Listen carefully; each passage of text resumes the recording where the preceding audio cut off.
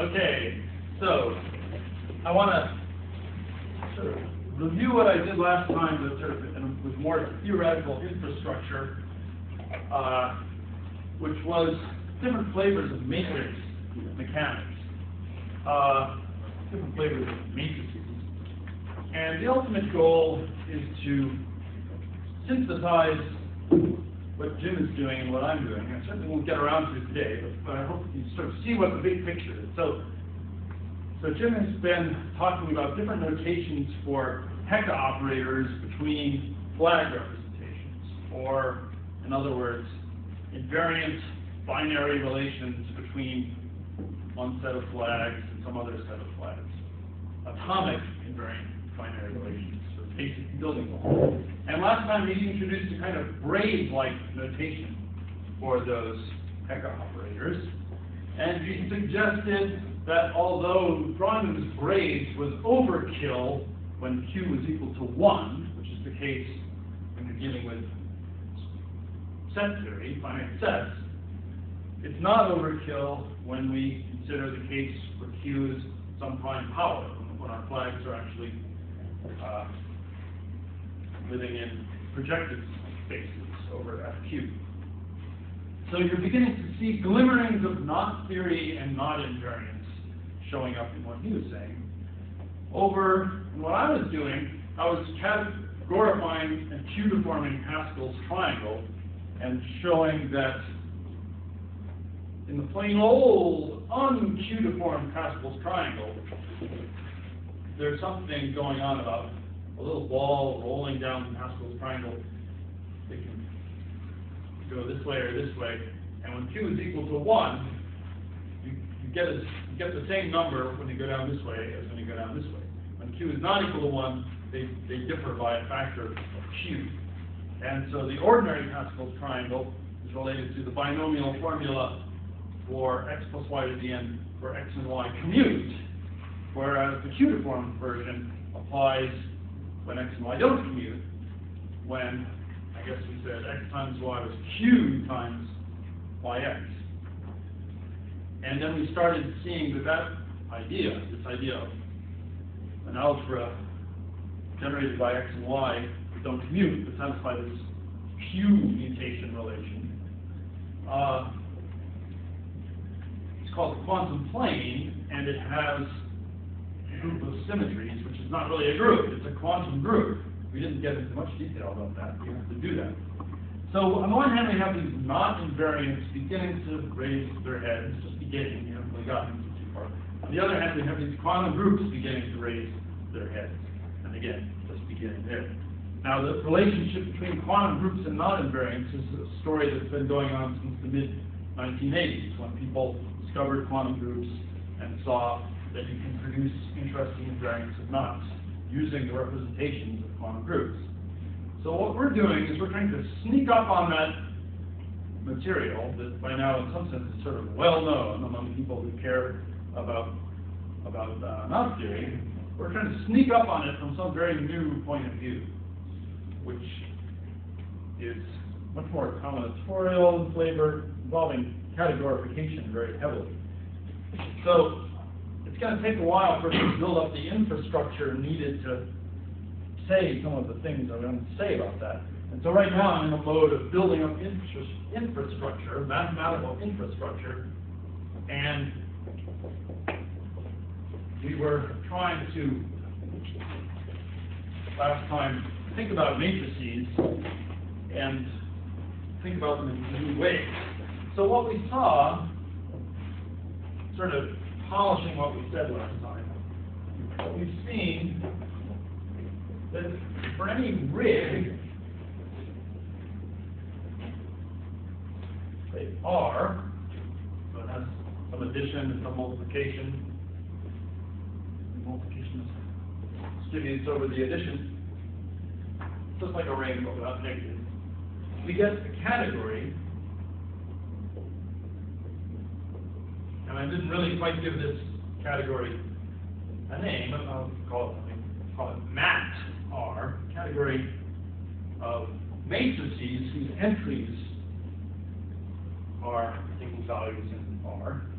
And And what this category is like this. The objects are just finite sets.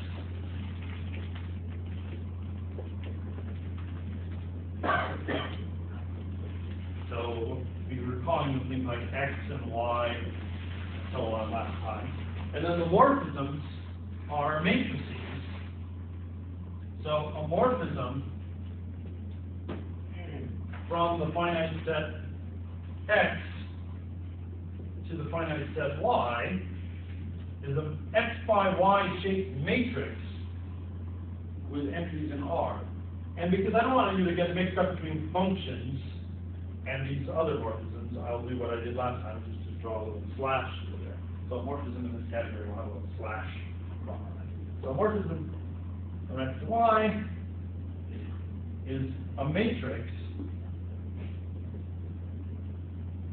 with entries in R. So what it is, really, is it's a function from X times Y to R. That's what an X by Y shaped matrix with entries in R is. And then the only interesting thing left really is to say how we pose morphisms. How we do that just using matrix multiplication. So that's the general idea. And then we've looked at that idea in various particular cases where R was some of our favorite rigs. So, I'm going to move over here, and we considered various rigs, and we also considered relations, or going between different rigs. Let me actually say a little bit about that idea. So given a rig homomorphism, so it's just the obvious thing, a map between rigs that preserves the addition, multiplication of 0 and 1, given a rig homomorphism, P from some rig R to some other rig S, we get a way to turn matrices with entries in R into matrices with entries in S. And so what does that give us? A functor, right? We get a functor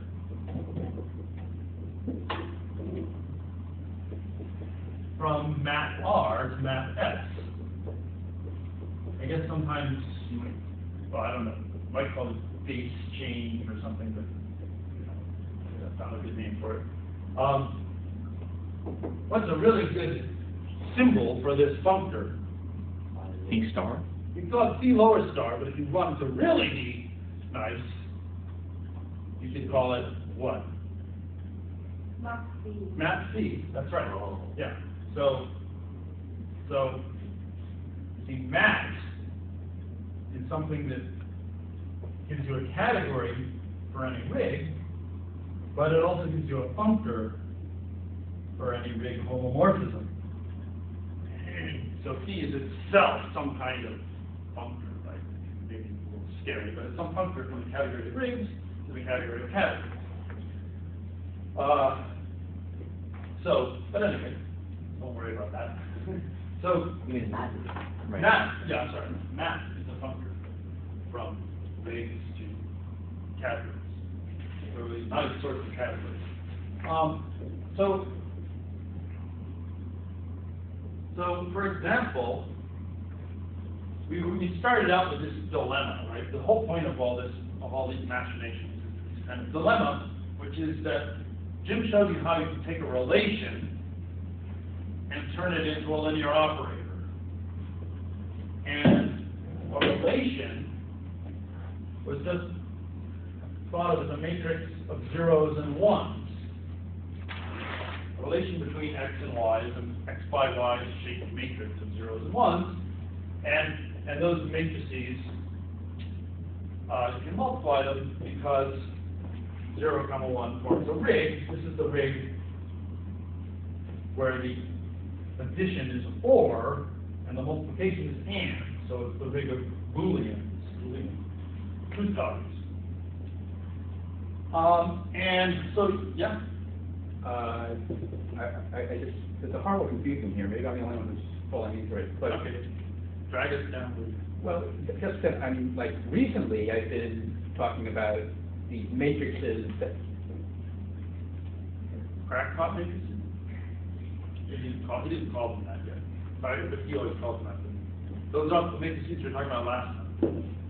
yeah, and that's not what we were talking about here. Right, that's not what we're talking about here.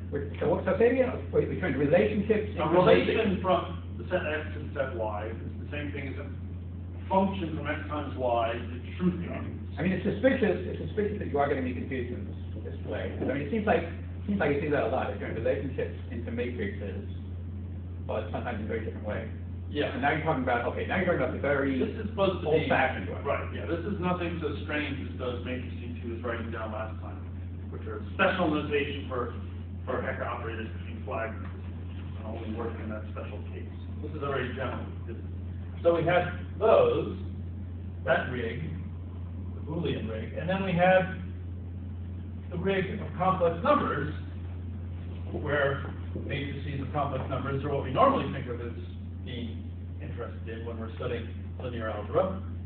And there's this sort of tempting and important map from 0, 1 into the complex numbers that takes one of these relations and turns it actually into a linear operator. And that was the whole idea behind Hecke operators. If you have a relation between sets, you get a linear operator out of it. And if the relation was invariant under some group action, then the operator would be an intertwining operator, who would be invariant under the group action. But the reason why that's annoying is because this exclusion from the Boolean to the complex numbers is not a rig homomorphism, or doesn't map to addition. And so that means that it's composing relations and then turning them into an operator. It's not the same as turning them into operators and then composing them. So we mentioned that last time. There wasn't a functor going on in that case. So there's this important non-rig homomorphism going down from here to here, but I won't draw that because we're trying to talk about nice things that actually work nicely, which come from rig homomorphisms. And so, what was our answer to this puzzle of the fact that there's no rig homomorphism that way, no interesting rig homomorphism that way? Someone tell me in one word what the solution we came up with last time? Thin set, yeah. Well, there's actually, what we did was we introduced another rig into the game that bridges the gap between these two guys. Bridges? Spans the gap. It does indeed span the gap between these two. Right. It's like a many level pun here, but what? Right. So there's some other rig that matches both of these, but for the span. And which one was that? Yeah, the natural numbers. So the natural numbers. They just all the you contain zero. It sounds like I invented the idea. Yeah, according to me, the natural numbers contain zero. According to everybody. Look, what? Do you have some other collection of textbooks that's like completely orthogonal to any of the ones I have, where they say that zero is not a natural number, that you're not allowed to think about it? And by some other collection of textbooks, you mean the most textbooks? You mean most textbooks don't claim that zero is a natural number? What do they call zero? A whole number. Unnatural number? Whole number.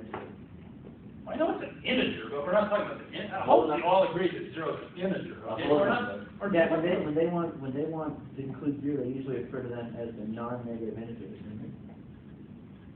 You guys are all nuts. There's a standard symbol here that means 0, 1, 2, 3. No, it means 1, 2, 3, 4. Jesus. Are you? That's a completely useless concept. What do you want to call things? It's like saying, like, oh, I forgot that there's an additive identity. Let's throw that out. I don't like it. That's ridiculous. Okay, I mean, occasionally you want to talk about the positive natural numbers, but that's, as an algebraic structure, it's a fairly useless structure. This is a very useful one. Okay, man. Okay, I've never seen a textbook that didn't have zero being in it. Maybe I saw one like once when I was 3 years old. So okay, the point is this has a homomorphism for both of those. right? So they're included in the complex numbers. They map down to here, where 0 goes to 0, and everything bigger than 0 goes to 1. And that addition gets sent to OR, multiplication gets sent to AND. So the idea here is, here things can either be true or false. Here they can be false, true for one reason, true for two reasons, true for three reasons, and so on. So if you OR something that's true for 3 reasons, or something else that's true for 2 reasons, you get something that's true for 5 reasons, right? So you're counting how many ways things can be true, where here it's just yes or no. And so we can't go this way, but we can do this. Why? I don't know if you can answer this question because it's sort of big, but I know what answer I want to hear. Why is this one so special that it can map to both of those? It's sort of universal thing that they develop object. It's yes, that's right. The universal, so you could say it's the free rig on one object, or one element, I guess it's better to say. Yeah. An even snappier name for that is what? So we've got all these rigs. Some initial or It's the initial object in the category of rigs. Yeah, it's the initial. There's always a unique rig homomorphism from n to any other rig, because 0 has to go to 0, 1 has to go to 1, Okay. and then the rest is determined. So it's not very impressive that they span. Right. It's not so amazing. There's nothing so special about these two. There's a span for any two rigs here. There'll always be a span starting at a unique one with the natural numbers at the apex, because it's the initial rig. So that's why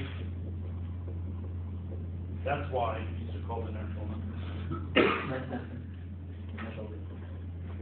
So, okay, now, so because we have that diagram there, we can look at matrices, right? So we get matrices of natural numbers, which can be turned to matrices of truth values on the one hand,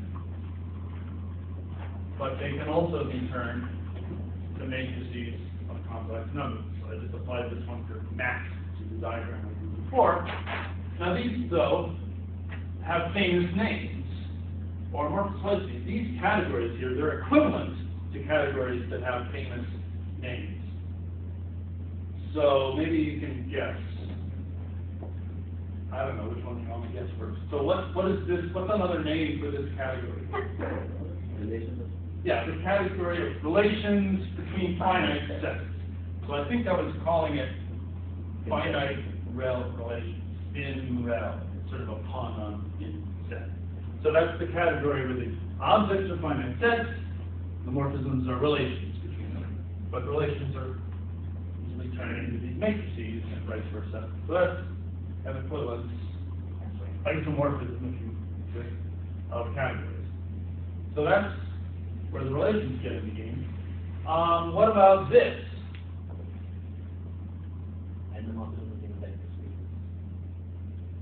There's a really snazzy name for a very famous name for a category that's equivalent to this one. Now here are Finite-dimensional vector. finite-dimensional vector spaces. So over the complex numbers. So let's call it thin vect, and then I guess if we want to be precise, over C. Well, let me say a word about that.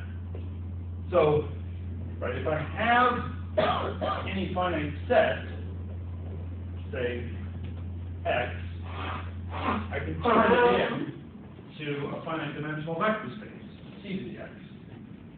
Similarly, if I have any relation, if I have any matrix between finite sets, I can turn it into an operator. So we do indeed have a functor going this way, but I claim it's an equivalence of categories, and part of what is at stake there is the following, that this is essentially surjective. So what I'm saying is it's not true that every finite dimensional vector space is equal to C to the X for some X, but it's certainly isomorphic to C to the X for some X. So that's, you say a functor is essentially surjective if every object in the domain is isomorphic to the image of one in the range. And that's good enough from the point of view of equivalence of categories. no loss if you have an object in here that's not equal to the image of one in here. And so that's why, of course, when you're playing around with finite-dimensional vector spaces, you feel perfectly happy to assume that one is of the form C to the n. Pick a basis for it, and that establishes an isomorphism between it and one that's in the image of this map. So that's an equivalence of categories. I just stated it's essentially surjective, but it's also full and faithful to the other. Meaning, basically, one's one and not the morphism level. Okay, so this is our world of linear algebra that we know and love. This is this world of relations. This mysterious Hecke operator process is this non-functorial map which takes a matrix of zeros and ones and interprets it as a matrix of complex numbers. It's a map here that takes objects to objects and morphisms to morphisms, but it's not a functor. So it's certainly bad, although important. And so we have these functors here that sort of get around that problem to some extent. And what's this guy? Right, before you go to that guy, was this process right here, was this the situation that Jim was showing us, or that you were showing us as well, maybe, where We've both one thing, it's not well defined, right? No, this is well defined. I know what you're thinking. So, given any relation, you can turn it into a linear operator. But there are two bad things that happen. The bad thing that Jim was harping on and the bad thing that I'm currently harping on. So first of all, what I'm currently harping on is that multiplication of composition of relations doesn't get mapped to composition of operators. But the thing that Jim was harping on was something a little bit different, which is when you have a group acting on all the sets involved, which we don't in this game yet, but if it did, then you'd have a notion not just of a relation, but you'd have a notion of an invariant relation between G sets. And you'd also have this further notion of an atomic invariant relation, an invariant relation that can be written as the OR of other invariant relations. So you have these atomic relations here. It's a very special case. And one thing Jim was pointing out is if you compose two atomic invariant relations, you don't necessarily get an atomic invariant relation. You might get a sum of several different atomic relations. So, right, we were thinking about the case of like the relation of, I don't know what, an edge of a square lying on an edge of a cube lying on a square composed with something else, and seeing that sometimes those atomic relations, when you compose them, you get a non-atomic one. No, but there was another one where the situation where we spoke of where the relation was, red hat to green belt and green belt to blue shoes or something like that. And when we composed those relations, it seemed like there were many possible different Right, that's the same phenomenon. And so that's the phenomenon that you've got this category here that has nothing to do with this stuff, right? So It happens over all of those, really. okay, but it doesn't. It's not a defect of the would-be functors. Right. I mean, it's just a thing about these categories, namely that you've got this category, you compose relations. When you're in the case where G is acting, you compose G-invariant relation, you get a G-invariant relation, but the atomic ones don't form a subcategory. You compose to them, you get a linear combination of other ones. So that's another phenomenon that goes here. Okay. So I wanted to ask something else, which is, what's the famous name for this? Just like those are famous names. This has a famous name. A little bit less famous, but I told you what it was last time. So I told you different ways to think about matrices of natural numbers. Okay. Yeah, I didn't actually say this thing I'm getting you to tell me, but implicit in what I said, and what I'm trying to do here is make everything a bit more formal. So I guess not explicit. Certainly not the category of finite sets and functions, because There are two different finite sets, the same number. Well, because functions are even more special than relations, right? Or this is more general than relations. These are like Right. things that are sort of like relations, but you can have two guys being related more than once. So this is span. Yeah, this is thin span. What I was calling thin span. So thin span is a category. It's the category coming from a certain two category, bi-category, two category, and I mentioned that two category, and it goes like this. So I'll tell you how we get the category out of it. It's finite sets are the objects, as always.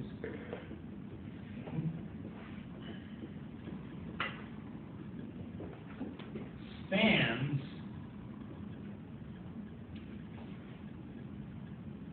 as morphisms. So a morphism from X to Y is a finite set equipped with functions to X and Y.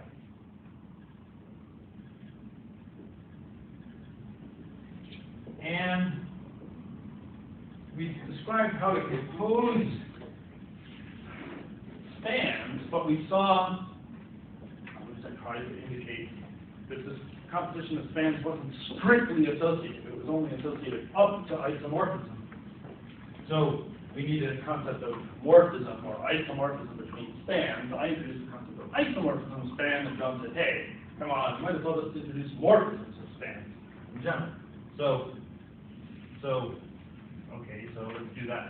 So if I've got one span, S from X to Y, and then you've got another one, S prime from X to Y, then a morphism from one to the other is just a function from S to S prime, making the diagram commute.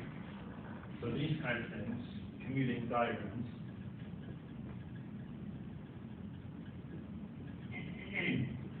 These will be the two morphisms between the morphisms. Now, you may not be an expert on two categories, but you don't need to be yet. You mainly just need to realize that there are things going between spans, and so we have like an extra layer of structure. And then what we wanted to get was just a category. And so what we can do, don't have you a two category. You can just decategorify it.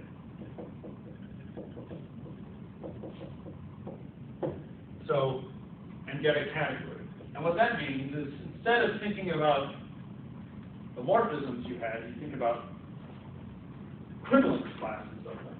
So in this example, what I mean is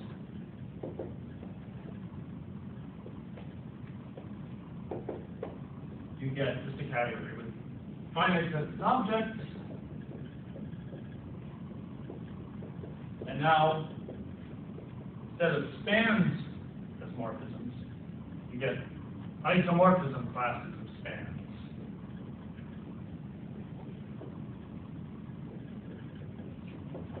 And that's more. And you don't. And you throw out the two morphisms. You don't say finite sets. Isomorphism classes of finite sets. No, that would be. No, if you have got an n category, it's got an object up to n morphisms, and then decategorifying means you chop off the top, and then it's like wounded and bleeding, and so then you stitch it together by saying things right down below the top, the n minus one morphisms. If they had been isomorphic, we now declare them to be equal, so we bandage it up there. So the laws that used to hold up isomorphism now hold as equations. So the associative law for composing spans held up to one of these two morphisms, but now we work with isomorphism classes of spans that holds on the nodes. You mean finite sets as objects, right? Yeah. I looked at that, I thought something was funny, but I couldn't see what it was. So, right, so if I've got some span, and you've got some other span. We decree them to be equal now if they're isomorphic. That is, if there's a bijection there that makes this diagram commute. So it's an isomorphism of spans. And so what I'm claiming is that this category of thin span is really just another way of talking about the category of matrices of natural numbers. It's equivalent to the category of matrices of natural numbers.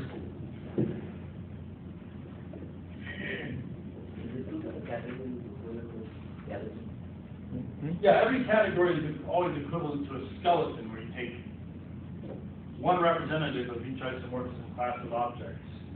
Well, you need an axiom of choice. Right, if the axiom of choice holds. Yes.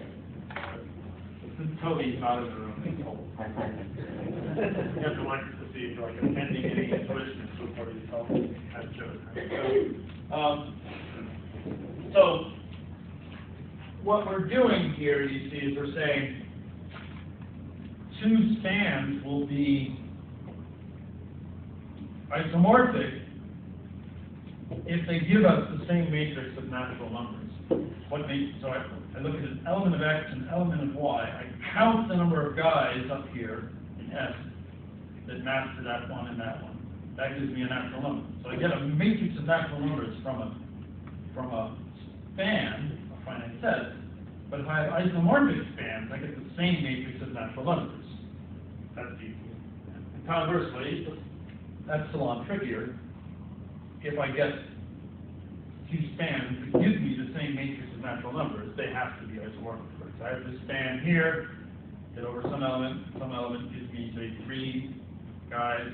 You have some other span with that same property, then we can establish an arrow here that makes it commute, sending these 3 over these 3, in any way you want. There are lots of isomorphisms. Yeah? But if you get the same matrix, so two different spans of x to y and x prime to y prime.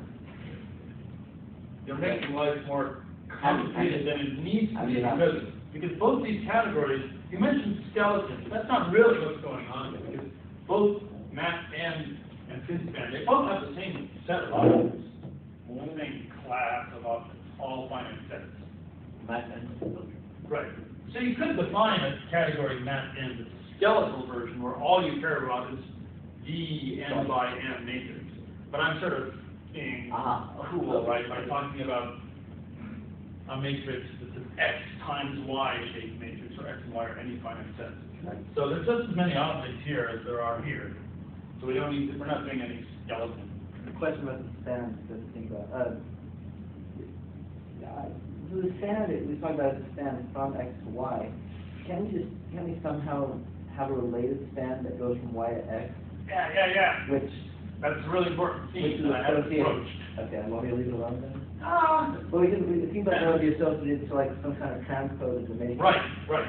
All of these categories that I talked about have the ability, all these mat R categories have the ability to turn around morphisms. So if you have a morphism from X to Y in any of these categories, you can get from it a morphism from Y to X. Because in all of these cases, a morphism is just a function from X times Y to R, but it's easy to turn that into some function that I can call F dagger, which is just the sort of same function in different disguise. Think of it as a function from Y times X to R. And that's called the transposed matrix. And so in case, so in any of these cases, these categories have that ability, which I call duals for morphisms. So sometimes people call it a dagger category these days. And in quantum mechanics, that's very important. In quantum mechanics, it gets a little more complicated because you can throw in complex conjugation here. Right? You often, with complex matrices, you take the transpose, but then you also take the complex conjugation. So there's an extra twist there in quantum mechanics, which comes from the fact that complex numbers have this involution. But apart from that, the idea is that you have a process going from one set of states to another. Quantum mechanics, you can only turn it around and get a process going back. So yeah, there are lots of fun features of these span categories. They all have or the span of matrix type capitals that they have in common, and that's one. So, okay. Right. So now let me just state the theorem on Hecke operators in a slightly more formal way than Jim or I have done so far.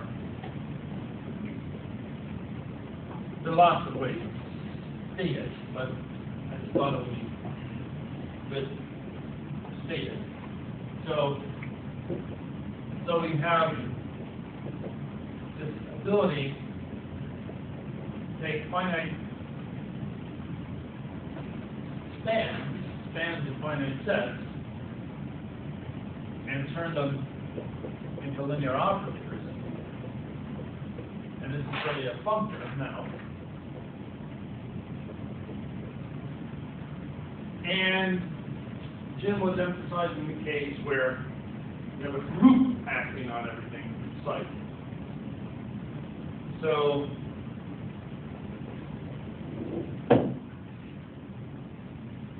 you can soup this up. Well, it's just because of the functoriality that if the group acts can be transported across the function. I was hoping it was that simple, but if we have a span of G sets, which is what we might be interested in over here, that's not exactly the same thing, is it? Or maybe I mixed up. It's not quite the same thing. It's an action of a representation of G in span.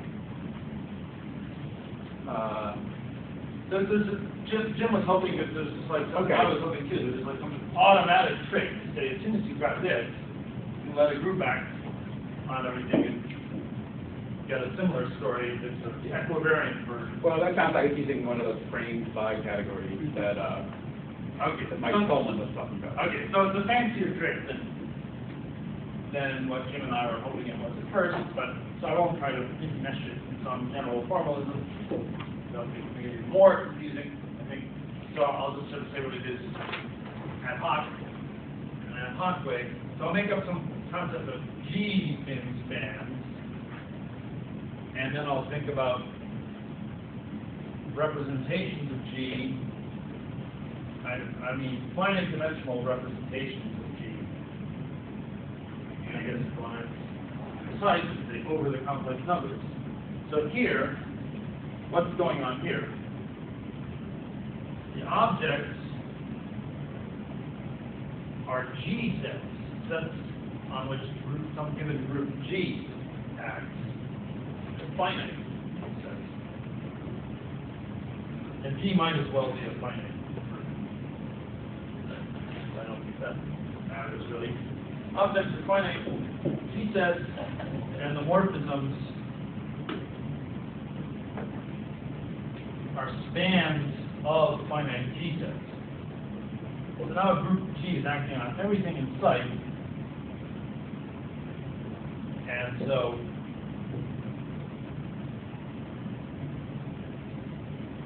a span looks the same as before, but now all these guys are sets on which G acts, and these maps have to preserve the G action. So we're in the category of G sets. So if we have that kind of thing, you think of it just a slight generalization of the invariant relations that we've been talking about before, then you can turn it into linear algebraic stuff.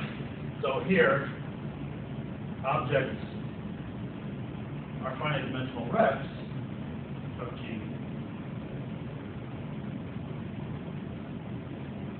on complex vector spaces, and the morphisms are the G-invariant linear operators, otherwise known as intertwining operators, or intertwiners for short.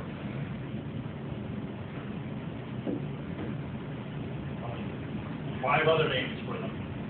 So the idea is here you've got to think of it in a slightly different way. The morphism here is a matrix of natural numbers that's invariant under the action of G on X times Y. Here, it's a matrix of complex numbers that's invariant. And the map is the obvious thing that we interpret as the natural numbers as special complex numbers. So it's just coming from this idea of putting a group action everywhere in a certain way. And the operators that you get over here, we can call them Hecke operators. So before, we've been calling them Hecke operators when they came from invariant relations. The relations are just a special case of spans where you have a matrix of just zeros and ones. Now we're allowing to use the matrix of natural numbers. So the image of this thing, we should call this something.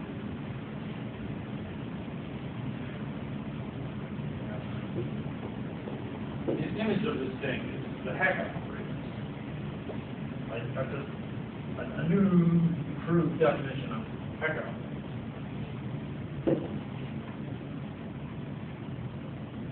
Morphisms in the image of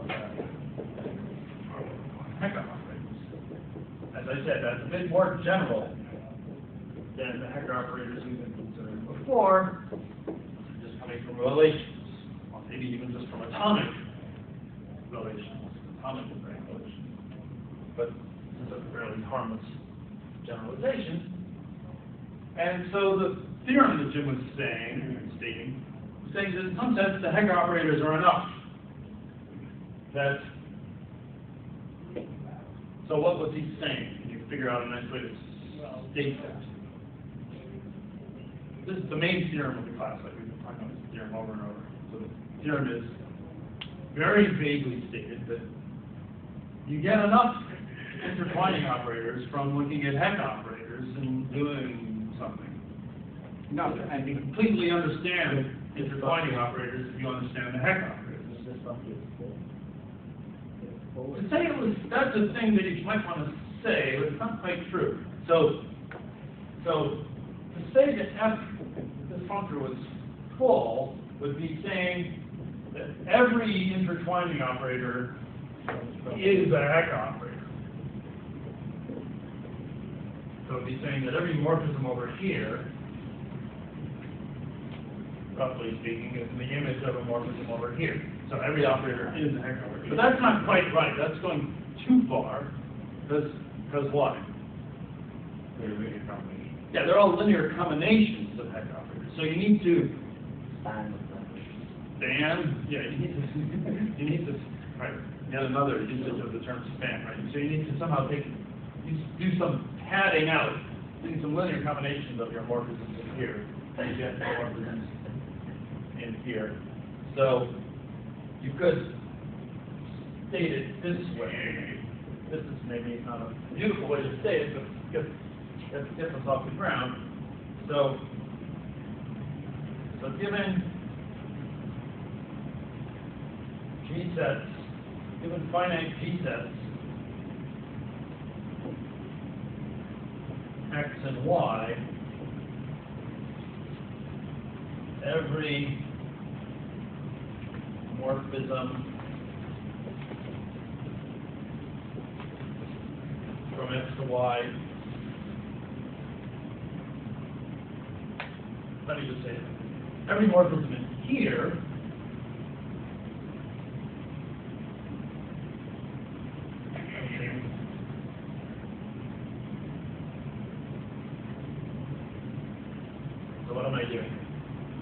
taking my G sets X and Y, I'm turning them into representations free. Yeah, so turning them into permutation representations. I guess that means free now. Yeah, that's right. And a morphism between permutation representations, that intertwining operator between permutation representations, is a linear combination. C-linear combination.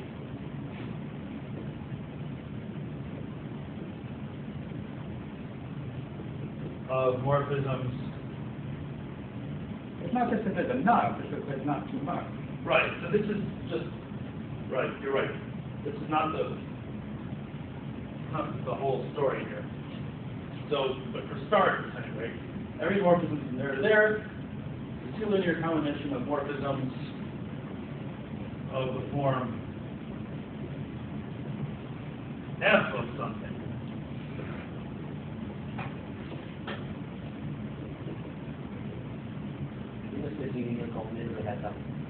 Of Hecke operators, right?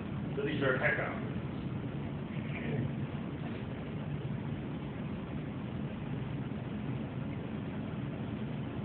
Right. So that's part of the story, but it's sort of an ugly way to say it, and Jim's pointing out that it's also not saying everything that needs to be said, because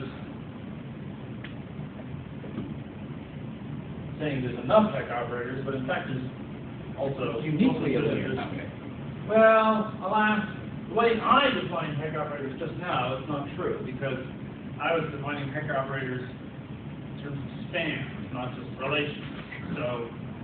So for me, twice a Hecke operator is another Hecke operator.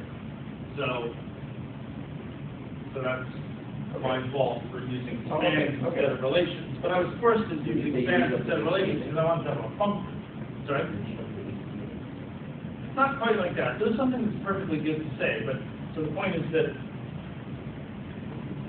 right, morphisms here are certain nice matrices of natural numbers. Morphisms here are certain nice matrices of complex numbers.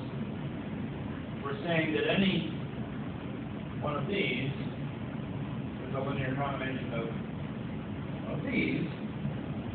There's a certain amount of redundancy in how we do that, because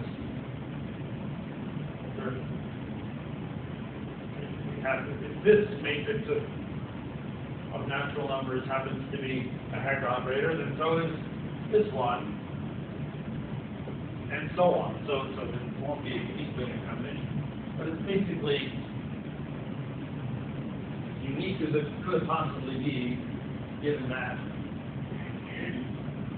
So I stated beautifully.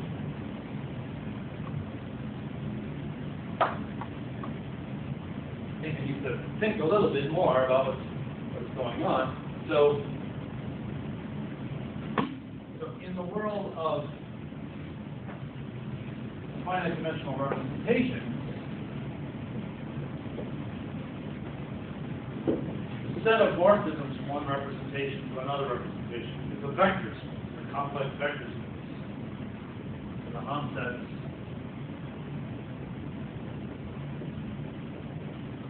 are complex vector spaces.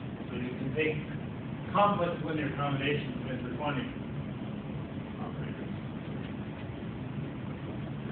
Over in the world of our Hecke operators, that is, the thing I'm calling G-invariant spans of finite sets,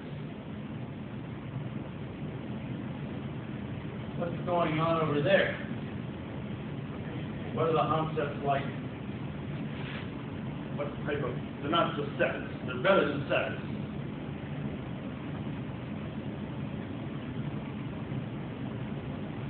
Sort of in parallel to what we got before, but it's just a little different.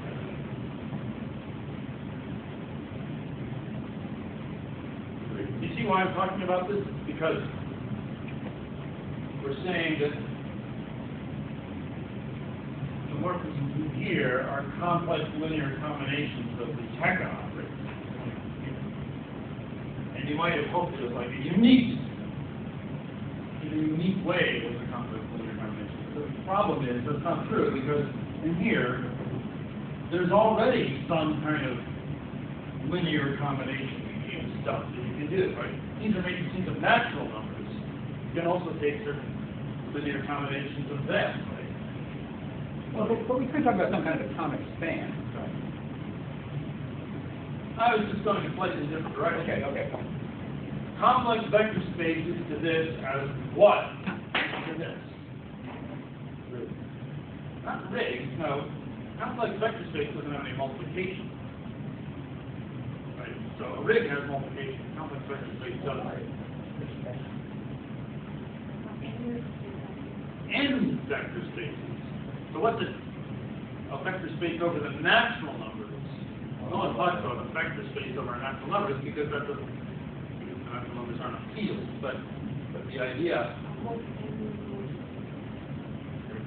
three n modules.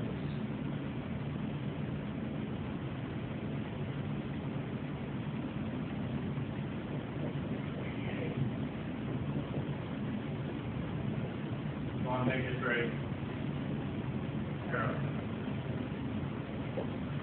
So you have your atomic binary relations. And then all the other Hecke operators are n linear combinations of those. So we get an n module. That's a free n module. Why is it free?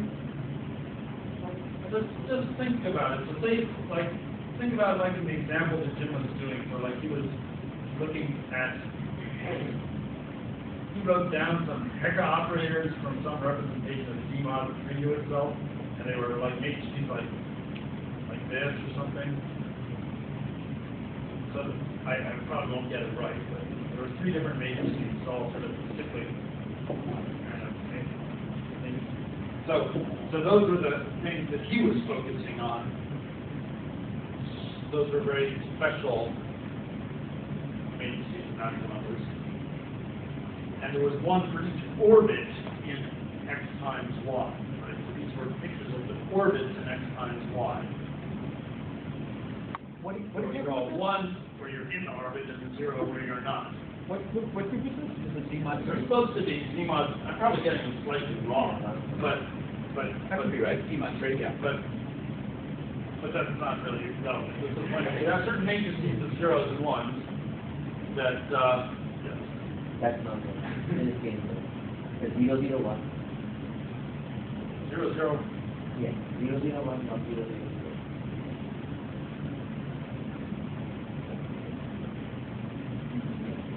So every one of the 9 dots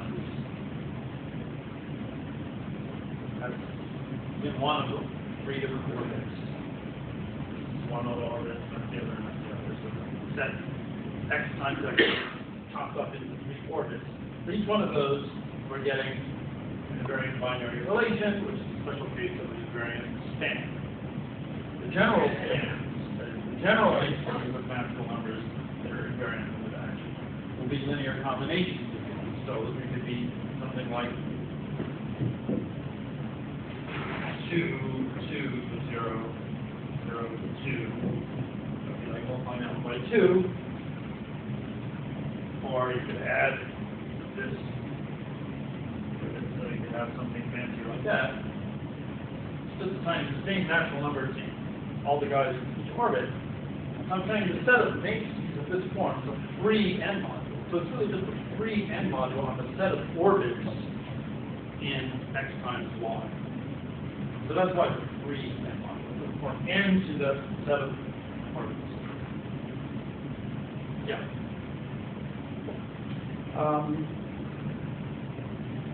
Let's see. So I'm pretty confused. You're talking about invariant spans in some sense? Is that what you're talking about? Right. So that's in a C category by sense of invariant. Is that right? It's a one category of G-invariant spans. Isomorphism class spans. No, I mean. Same thing. G-invariant matrices of natural numbers. Okay, so the concept of invariance. You define what invariance means after you decategorize. That's what we're doing. Right. Okay. I'm just wondering if there's some trickier thing where you. There probably is. Yeah. Probably there must be, but I'm not wanting to get into it. Okay, I mean, enough trouble already. Okay. So my point is just that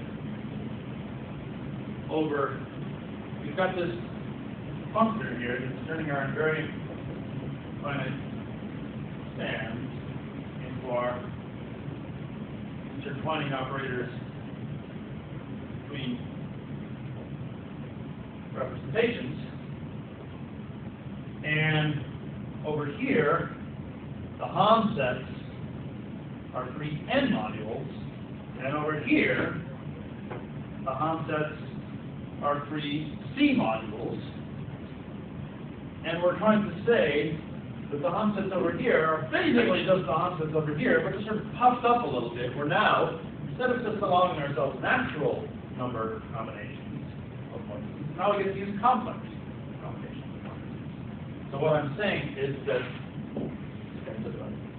right, so what we have is that hom from f of x, f of y, so that's hom over in here, it's very much like f of, right, it's very much like hom from x to y, but this is a complex vector space, and this allows you natural number combinations. So they're not equal, they're not even isomorphic, but they become isomorphic if I stick in a little correction factor, which is what? Tensor. Yeah, that's right. So now you may be used to tensoring over rings, but most of the basic stuff works for rigs just as well. So we're extending the scalars from natural numbers to complex numbers by tensoring over n with C. So we get a complex vector space out of this free n. And so that's saying, in a pretty precise way, not just that there are enough Hecke operators to get you everything in here by taking complex linear combinations of guys in here, but there's sort of just the right amount. So that means isomorphic. It's not just an onto math, isomorphic. So that's a way to state the. I have a question. Yeah. This enriching the category of Yeah. So we can doll this result up in more sophisticated language. I mean, the fun of being a category theorist, which is also why no one else likes you when you're a category theorist, is that you can take a result, you can like think about it more and more, and phrase it in ever more beautiful, abstract ways. And after you do about 5 of those steps up, and like no one can understand what you're saying anymore, but you're like completely in heaven. And so what's going on here, right, is there's a notion of an enriched category where instead of just the Hom sets being sets, they're objects in some category. And so here we have the category of representations, which is enriched over complex vector spaces. We have this other category that's enriched over free n modules. And we have this functor from free n modules to free C modules. So that's the functor tensoring with C. And so whenever you have a this is called phase change between enriched categories. So you have a category enriched over blah, a category enriched over blee, and you have a way to turn blahs into blees. You can do this kind of thing. So that would be part of the right way to state this theorem, to make it really nice to think about enrichment. But I don't think I want to try to think that super precise right now. Polishing. But one should, because it's such an important basic result, one should completely polish it up, but I don't think I'll do it now. We've also been talking about vector spaces over finite fields, right?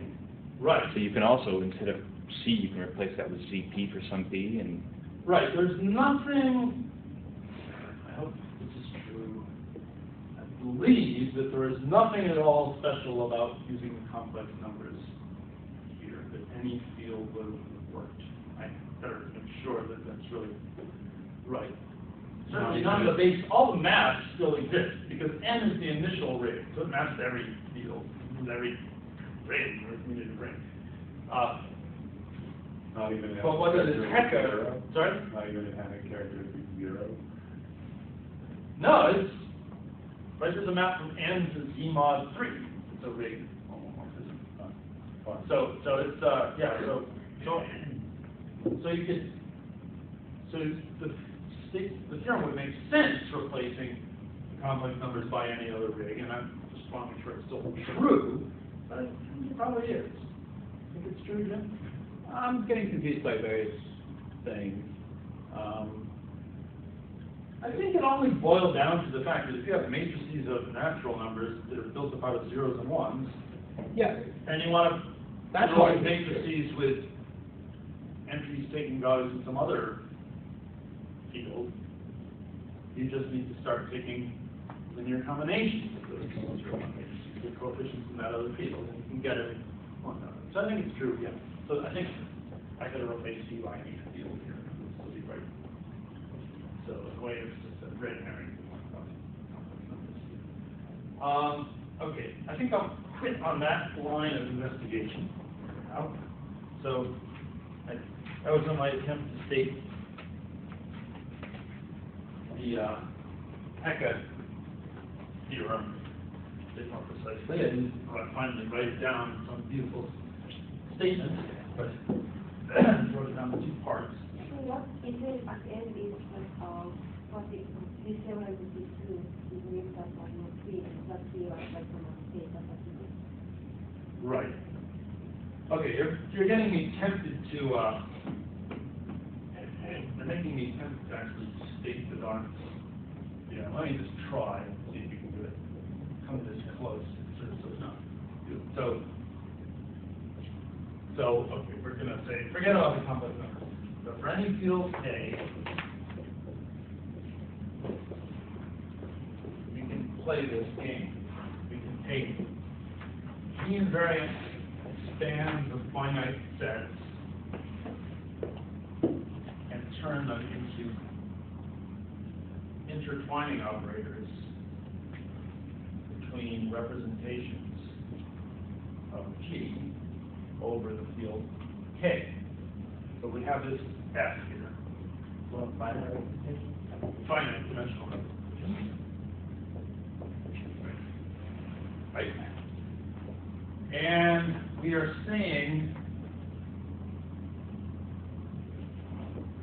something about, first we are saying that F was onto after you take linear combinations, and then we say, well, it's better than that. And I guess maybe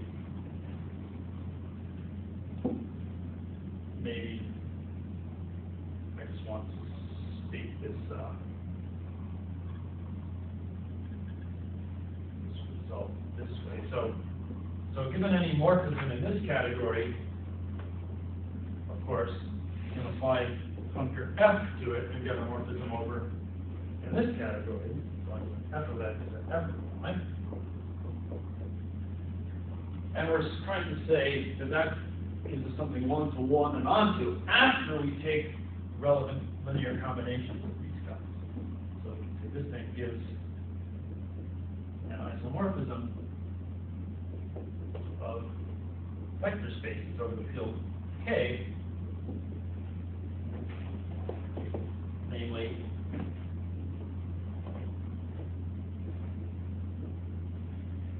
take this set of morphisms and tensor it over the field K.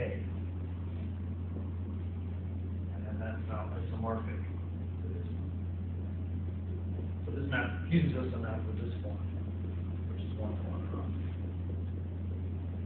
So that's one way to state this Hecke theorem. So that's the Hecke operator.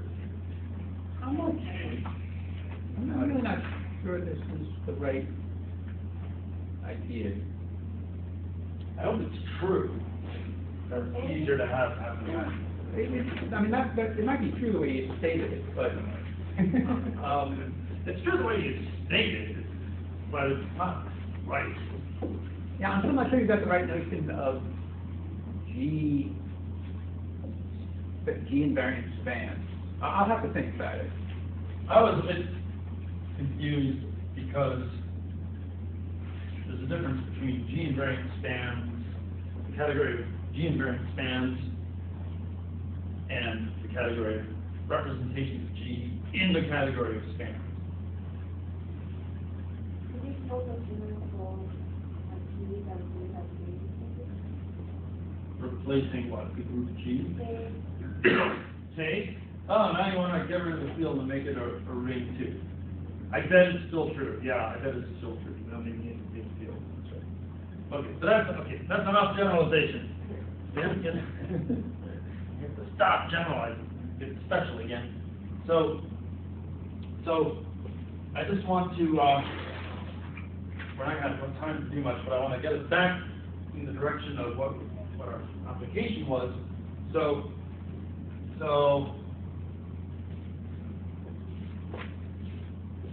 we were considering certain specific spans.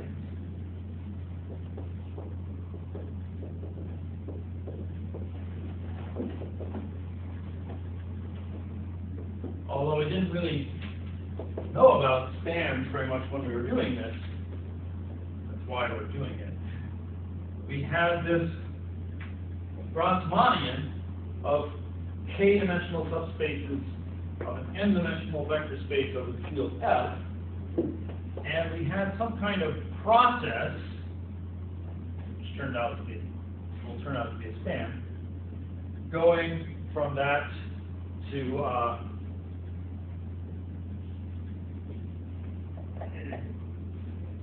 Do you need a cube?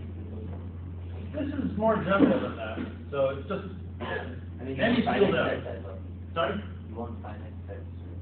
Oh, I mean, yes, I agree with. Yeah. The construction goes through for every field and so on.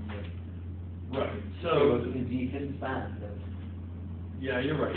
If you want our spans that I'm about to talk about to really be finite spans, then F should be a finite field. And okay, so maybe I'll break down and do that. A lot of stuff would work in general. I'm just getting lost about notation here. Okay, so this one we call X. We had, in the binomial formula, we had these variables called X and Y, and lowercase x and y. Now we're sort of involved in beginning to ponder what these things x and y really are, and we're just slowly groping our way there. But one thing we can say they are is that they're spans. I guess I'll do this for any field here, but they'll only be finite. Finite field.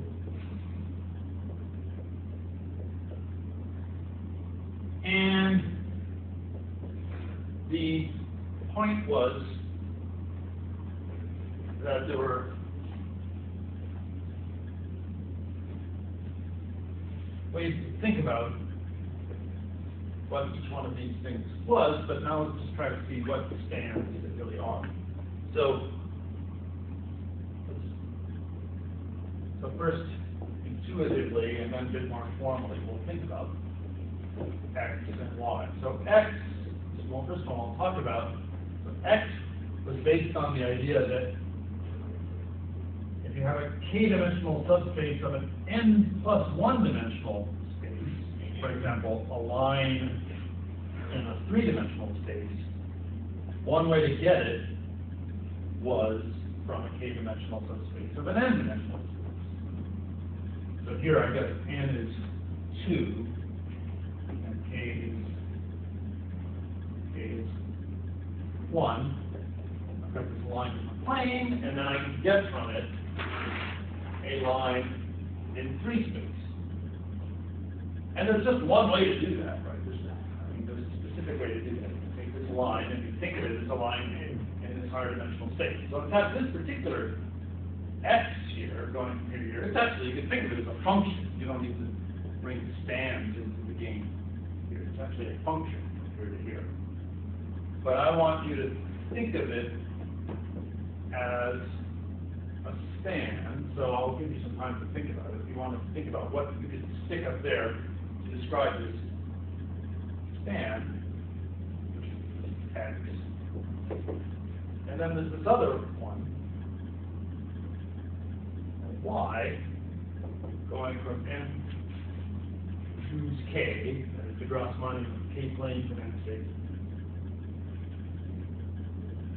N plus 1, choose K plus 1 over here. And this can't be thought of as a function. It cannot be thought of as a function. Here the idea is that there's some other way to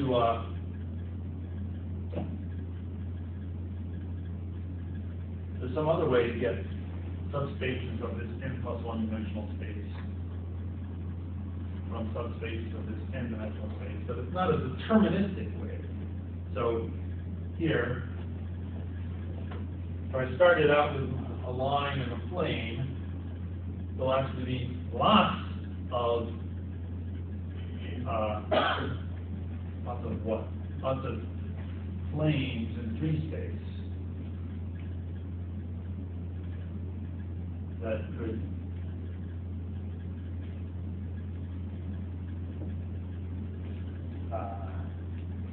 give you that line when it intersects with this subspace. So this here is right, this kind of squared sitting inside as a cube. So it's the same number.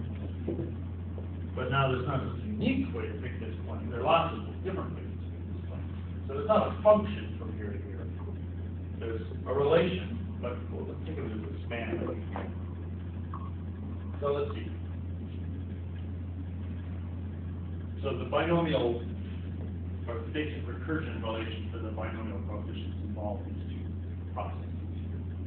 So let's see. Can anyone think about what this span is like? Can anyone say something about that span? How to think of that as a span? So I know I'm making you think back. Sorry? Put n choose k up here. And so a typical guy in here would just be some subspace, say, B in F N. And then what's it going to get mapped to down here? Itself. So we use the identity over there, and then what do we do to this arrow here? E process, or E plus F, sitting inside Fn plus F. So this is just a super general trick. If you have a function from a set to another set, you can always reinterpret it as a span, where you put the identity function down here and you put your function over here. Okay, so that's just the way that spans generalize functions. So that's one span, which is really just a function dressed up in span clothing. But here's a different kind of thing. So this is the fun one, which is why it's called y after x. It's more fun. Can you stick n plus 1? N is the dimension of the big space, k is the dimension of the subgroup space. Sorry? Can you stick n plus 1 choose k up there? Maybe. That sounds like it could be right. Something like that. Let's think about it. It could also not be right. So,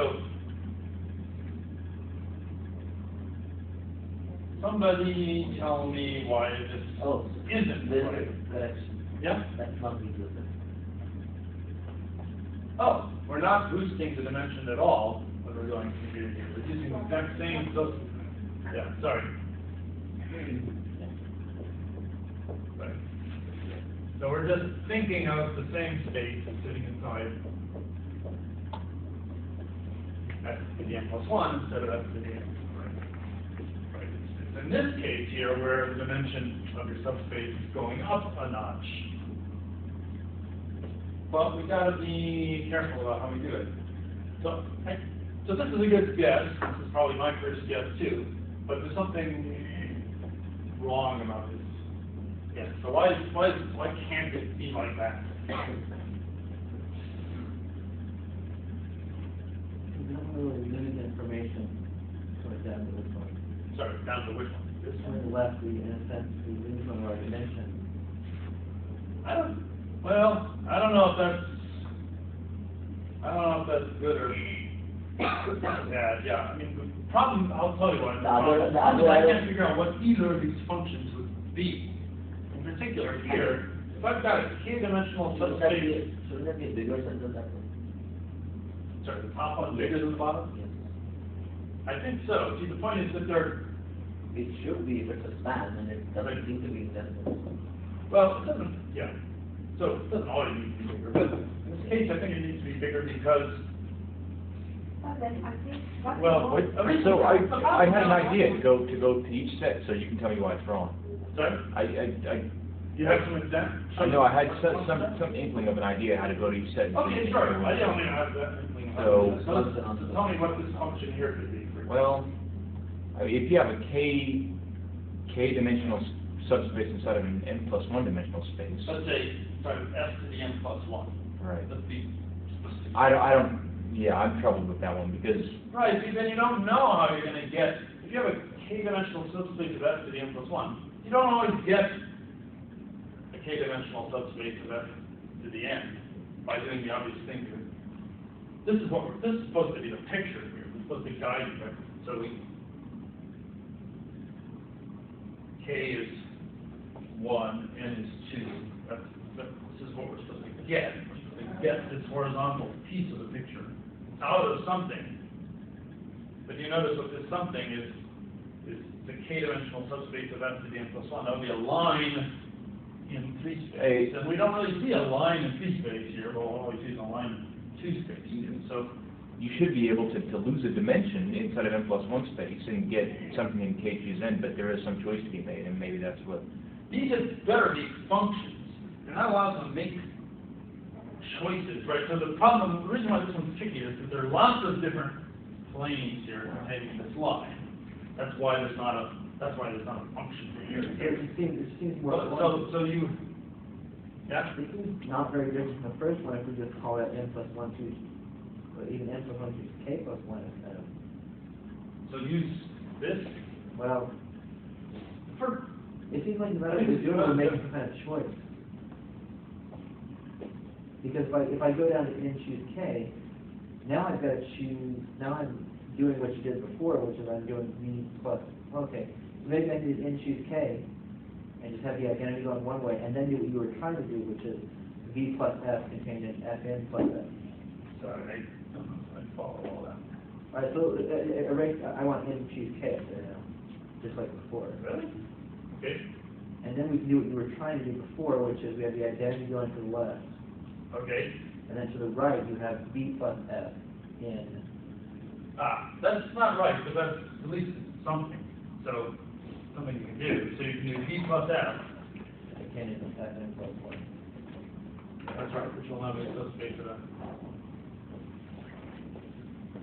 But, can someone say why that's not matching this picture? Maybe How I'll did we say- do this picture again? Sorry? How did we do it again? So you want the one, wait, The point of this picture, so you're given a one space and 2 space, and you want a 2 space and 3 space. right, so this Y process, which is really going to be a span, goes like this. You give me a 1 space and a 2 space, and I take all possible ways of extending that to a 2 space and a 3 space. That's not a function. I'm not picking a specific way to do it. I'm picking all possible ways to do it. But the point is, with spans, you can actually do that kind of thing. You're like, right, a function has to map one thing to just one thing. A relation doesn't need to do that, and spans don't need to do that. I think I'll quit here. Leave it as a puzzle. So figure it out.